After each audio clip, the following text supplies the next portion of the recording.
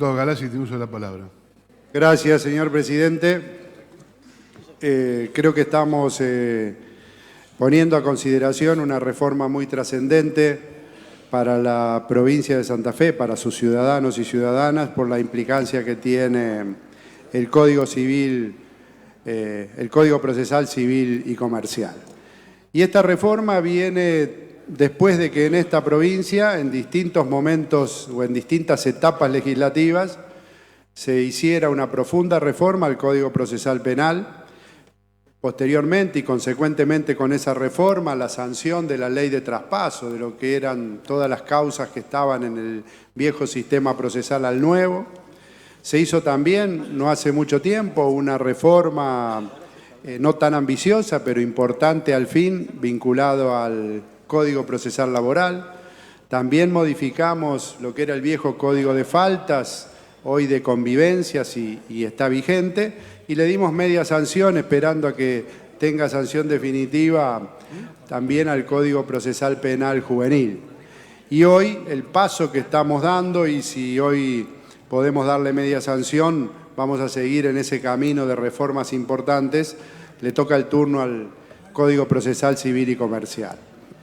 Quiero decir que este proceso, o sea, nosotros llegamos a esta instancia de debate hoy en la legislatura después de un proceso altamente participativo, porque la reforma de este código se inició con la conformación de una comisión que por decreto instituyó el Poder Ejecutivo hace 1 año y medio atrás, casi 2 años, en 2017. Lo integraban miembros del Ejecutivo, lo integraban miembros del Poder Judicial, obviamente del Poder Legislativo, y también profesionales tanto de los colegios de abogados como de las universidades del Litoral, de Rosario, la Católica, y en representación de los trabajadores, el Sindicato de Trabajadores del Poder Judicial. Una vez que esa comisión, no también sin debate y con discordancias en muchos de estos artículos, envió el mensaje acá al Legislativo, nosotros ya el 22 de febrero de este año hicimos una reunión conjunta entre la Comisión de Derechos y Garantías que preside la diputada Gutiérrez y quien le habla que preside Constitucionales, en donde también convocamos a los actores del sistema, a quienes sobre todo van a tener que implementar estas reformas para seguir escuchando propuestas para la modificación de este código. Lo mismo a instancias del diputado Mascheroni sucedió en mayo del corriente año en el hall de la legislatura, en donde fue también ampliamente debatida la reforma de este código. Y por último, en el mes de agosto vinieron el ministro de Justicia del Poder Ejecutivo, el doctor Ricardo Silverstein, y el ministro de la Corte, el doctor Roberto Falistoco, para seguir conversando con los legisladores los alcances de esta reforma. Es decir, llegamos hoy al recinto aquí en Diputados después de 2 años de largos debates en donde el proyecto original que envió el Ejecutivo sufrió, o más que sufrir, incorporó, digamos, numerosas modificaciones que sin lugar a dudas han mejorado ese mensaje del Ejecutivo porque se recepcionaron en las distintas instancias que antes mencioné numerosas propuestas. Para tener en cuenta lo que vamos a votar hoy, el proyecto en sí mismo, el proyecto de ley, consta de 15 artículos. En concreto, transforma los juzgados de primera instancia de circuito en juzgados de distritos. También transforma las cámaras de apelación de circuito en cámaras de apelación en lo civil y comercial. Y sobre todo introduce un sistema que ya está contenido actualmente en el Código Procesal Penal vigente desde el año 1962, pero hoy le damos una sistematización y una organización que fundamentalmente acorta los plazos. El anexo, por su parte, que es lo más extenso, estamos hablando de las reformas al que podíamos denominar viejo Código Procesal Civil y Comercial, que consta de 696 artículos ordenados en 4 libros y de los cuales hoy nosotros estamos reformando alrededor de 250 es lo que demandó mayor trabajo y mayor debate. Los ejes de esta reforma, como dije, estamos hablando de un código de 1962, apuntan a una cuestión funcional, pero también a una adaptación normativa. Por un lado, a la adaptación a la Constitución Nacional en su última reforma, la de 1994, y también al nuevo Código Civil y Comercial de la Nación, que fue sancionado por nuestro Congreso y posteriormente promulgado por el Ejecutivo a finales del año 2014 en el anterior Gobierno Nacional. Como decía, muchos de estos cambios, alrededor de 250 artículos, en general estaban contenidos en el viejo Código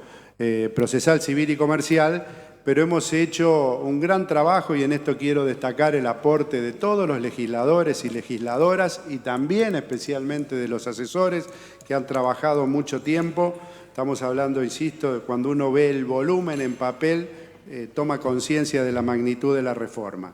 Pero le estamos dando una unidad normativa que va a sistematizar y optimizar la aplicación práctica de este código. El objetivo es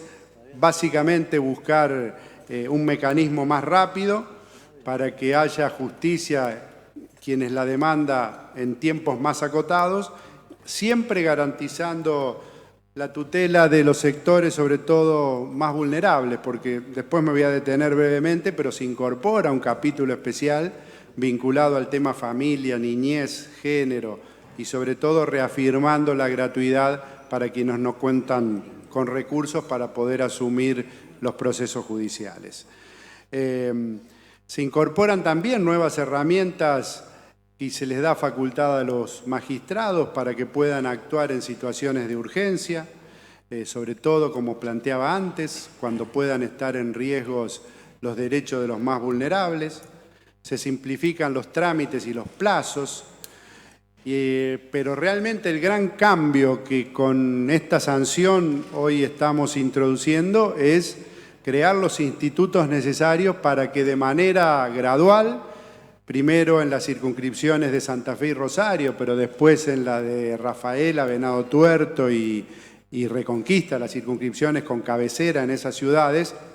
vayan aplicando y garantizando en el desarrollo de los procesos judiciales la oralidad. Quiero citar como antecedente de esto que por decisión de la propia Corte Suprema de Justicia, en la actualidad ya se desarrolla desde principios del 2018 una experiencia en Rosario y en Santa Fe y en Rosario, vinculado a la oralidad. Y el dato que incluso nos informó el propio ministro de la Corte, el doctor Falistoco, ya hoy de los 49 jueces que hay en la provincia, que 49 jueces, tanto juzgados unipersonales como colegiados, están aplicando la oralidad en el proceso civil y comercial. Y esto ha arrojado como primer dato positivo que la duración en promedio de los juicios es de algo más de un año, cuando en promedio, con el sistema escrito, como se hacía tradicionalmente antes, los procesos en promedio duraban, según el caso, entre 3 y 5 años. Estar algo más de un año para poder llegar a sentencia es un lapso claramente positivo y además está por debajo del promedio nacional que tiene claramente otros plazos superiores a lo que sucede experimentalmente ya en Santa Fe. Respecto a este procedimiento que se implementó experimentalmente, como decía, por decisión de la Cámara y que si esto se transforma en ley tendrá que ser obligatorio, la propia Corte también realizó encuestas a los actores del sistema, a los que fueron, además a los ciudadanos que fueron protagonistas de algunos de estos juicios llevados adelante, y claramente hay una gran aceptación de la oralidad por cómo se desarrolla el mismo. Más del 90% según los datos que recabó la propia Corte Suprema de Justicia de la provincia. Como decía, a partir de esta situación experimental, entonces nosotros estamos llevando a la ley definitivamente, garantizando nuevas estructuras procesales basadas en la oralidad, y esto, insisto, es el gran cambio que se está llevando adelante con lo que estamos tratando hoy. Y también se están incorporando otras posibilidades como la mediación intrajudicial, y también las reformas apuntan a modificar algunas normas vigentes que están relacionadas con el juicio arbitral y la conciliación, es decir, para evitar que en última instancia tenga que actuar un juez si en estas instancias de mediación previa se puede llegar a una solución. En lo que hace a la gestión, se le dan nuevas funciones a los jueces, se modifican algunos de sus roles, y el más importante es que tiene que participar activamente desde el inicio del proceso, cosa que era muy inusual en estos años de vigencia del antiguo código, en donde generalmente el justiciable y los propios actores se encontraban durante mucho tiempo interactuando con secretarios o con empleados del Poder Judicial, y después de muchísimo tiempo recién se encontraban cara a cara con el juez. Ahora el nuevo código establece, entre una de las reformas importantes, es que el juez participe activamente desde el inicio del proceso. También podemos citar que se plantea una organización diferente hacia adentro del propio fuero civil y comercial, separando claramente lo que son las funciones judiciables, que están sobre todo en cabeza de los magistrados, de los jueces, de las administrativas, que hoy van a descansar más en los secretarios y en los empleados del Poder Judicial. También se le permite al juez, entre otras facultades, adoptar respuestas extraordinarias, pero en situaciones extraordinarias, o sea, como medidas excepcionales, cuando quien demanda una respuesta extraordinaria la pueda obtener en el menor lapso posible. Insisto, siempre pensando en preservar los derechos de los más vulnerables. Se introduce en el tema modificaciones, como hemos hecho ya en lo penal también, de utilización de los avances tecnológicos. La notificación ahora también se puede hacer de manera electrónica, y se deja abierta para que, si surgen nuevas herramientas a partir del desarrollo tecnológico, puedan usarse. Hoy era solo notarial o postal, con los tiempos que a veces esas notificaciones llevaban en los procesos. Insisto, se autoriza también al Poder Judicial operativamente a realizar todas las modificaciones o las medidas necesarias para organizar y gradualmente ir incorporando tecnología que claramente vaya informatizando todos los trámites de las causas que se realizan periódicamente en los tribunales. Por otra parte, y como lo dije hace unos minutos, en lo que tiene que ver a cuestiones muy sensibles de la vida cotidiana, específicamente en lo que hace a familia, por ejemplo, y en base a la experiencia que se ha recogido en estos años, en esos fueros, hay un libro específico en donde se fija un procedimiento para los actores del sistema. En este capítulo especial, este libro especial, incluye temas vinculados a discapacidad, vinculados a las internaciones involuntarias por cuestiones de salud mental o adicciones, tiene que ver con el tema de alimentos, de adopción. Como se puede ver, todas cuestiones que son de demanda cotidiana permanentemente en el seno de nuestra comunidad, y que son sumamente trascendentes para la vida en comunidad, justamente. También se incorpora una serie de artículos vinculados a la nueva legislación nacional que tiene que ver con los derechos de niñas, niños y adolescentes, y en ese caso también el nuevo código prevé que los niños, niñas o adolescentes puedan tener el patrocinio letrado cuando en forma directa o indirecta sus intereses o derechos puedan sentirse vulnerados, o cuando pueda haber en el entorno familiar o quienes son sus responsables, pueda haber alguna situación de violencia intrafamiliar que también pueda condicionar las garantías de derechos que tienen los niños, niñas y adolescentes. Lo mismo sucede con el tema de salud mental. Se introducen determinados trámites que garantizan que sea sumario, sumarísimo, que el interesado pueda participar en el proceso, que sea, que sea inmediato la resolución de estas demandas. Y algo parecido sucede con el tema de las internaciones, como dije antes, vinculado a salud mental o adicciones. El juez no puede ordenarlas y también debe haber un mecanismo de control de legalidad de estas internaciones. Reitero, vinculadas a salud mental y a adicciones. Lo mismo sucede, insisto, con otras cuestiones que son muy importantes, como la tutela, lo de alimentos, o sea, en el trámite de alimentos también, que es algo muy traumático para muchos ciudadanos, sobre todo es el tema de los niños y niñas. Se fija un trámite sumarísimo y además se fijan claramente lo que tiene que ver cuál es el monto, si hay atraso, los intereses que se deben aplicar y cómo se deben claramente resolver en el menor tiempo posible estas cuestiones. Podría seguir, pero no quiero extenderme más. Está el tema de adopción, está el tema parental. Como dije antes, hay un capítulo específico que avanza notoriamente, siempre preservando los derechos de los más vulnerables. Quiero, para ir terminando, siempre decimos, escuchamos, casi se ha transformado como en un dicho popular, que la justicia que es lenta no es justicia.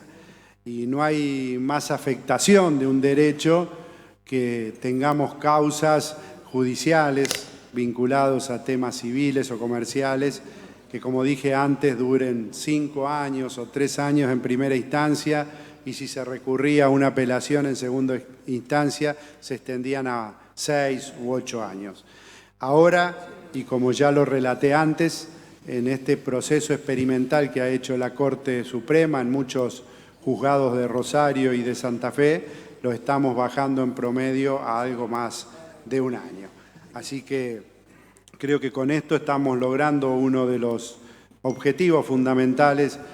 que cuando uno persigue justicia tiene que lograr, que es que la justicia llegue rápido, no que pasen años y años para encontrar o para tener una sentencia. Ha habido algunas críticas, como sucede siempre, estamos reformando 250 artículos de un código que tiene casi 700, todas son entendibles. Y nosotros, de hecho, aquí en Diputados, como también lo expresé, incorporamos muchísimas reformas al proyecto original. Vale aclarar que ya en Derechos y Garantías se habían incorporado muchas reformas que surgieron de aportes de organizaciones, de ciudadanos, de actores del sistema. Pero hay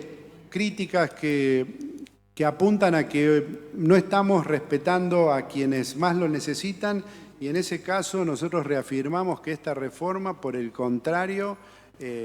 apuntala los derechos de los sectores más vulnerables e incluso le permite en algunos trámites puntuales continuar en segunda instancia, que sin entrar en detalles de qué casos puntuales antes esa posibilidad le estaba vedada. Y tampoco afecta, como algún organismo académico planteó, la división de poderes, porque las atribuciones que por esta ley le estamos dando a la Corte Suprema de Justicia tienen que ver más con cuestiones organizativas, operativas, vinculadas a la incorporación de tecnología, y en lo que hace específicamente a la derivación de algunas causas, sobre todo en un fuero específico que aborda el tema de quiebras y de concursos de acreedores, para que en función de la especialidad de la temática, para que la Corte Suprema pueda reorientar esas causas a magistrados que han tenido una especialidad, una formación específica, un recorrido en esa materia, tiene que enviar la propuesta de derivación de esas causas a esta legislatura que tendrá un plazo más que razonable para aceptar esa decisión de la Corte Suprema o de negarle esa atribución. Así que también en ese caso la facultad operativa que le estamos dando está sujeta finalmente a la decisión, cuando se trata de derivación de causas en el tema de quiebras, está sujeta a la aprobación de ambas cámaras. Así que entiendo, para ir terminando y después podemos seguir debatiendo con la exposición de otros legisladores, que este proyecto ha tenido un largo recorrido, ha sido debatido de manera ampliamente participativa y que, como ha sucedido con la reforma del Código Procesal Penal que sucedió en el año 2007 y que su puesta en vigencia y su corroboración práctica después llevó a muchos legisladores a reconsiderar sus disposiciones porque era necesario modificar en un sentido o en otro, mejorarlas. Recuerdo que se modificó el tema de flagrancia y la última reforma que nosotros generamos a fines del año 18.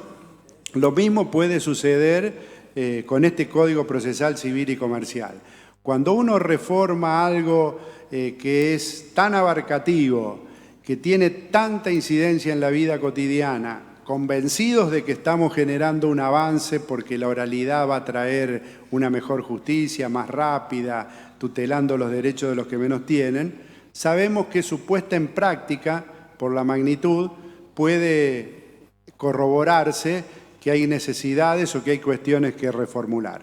Y la nueva legislatura, tranquilamente, si esto se transforma en ley, como se hizo con el Código Penal, puede replantear algunas de estas reformas que hoy hacemos y volver y seguir modificando este código. Hoy el diputado Mascheroni decía en Asuntos Constitucionales, y le voy a robar la metáfora, que un código procesal es algo vivo, que su vitalidad se lo da lo que va sucediendo en la actualidad. Así que creo que hoy nosotros nos hacemos eco de muchos cambios que ha habido en la sociedad, pero este no es un cambio definitivo, un cambio que viene para siempre, sino que quedará abierto para los tiempos futuros. Si es necesario modificar nuevas cuestiones, la legislatura de entonces pueda hacerlo. Como,